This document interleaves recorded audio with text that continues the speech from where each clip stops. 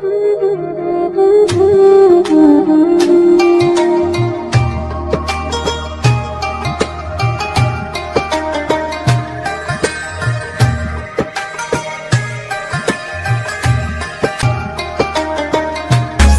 now and press the bell icon.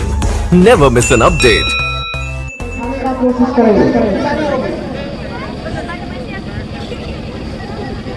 अस्सलामु अलैकुम वरहमतुल्लाहि वबरकातुहू।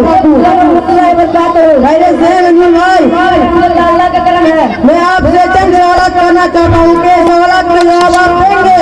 इंशाअल्लाह जरूर कोशिश करूँगा। आपको किसने पैदा किया है? मैंने पैदा किया है। आपको कौन खिलाता है? मैंने खिलाता है। आप कौन है? मुसलमान है। आपका दीन क्या है? हमारा दीन इस्लाम है। आप किसकी उम्मत में हैं? आप किसको पूछते हैं?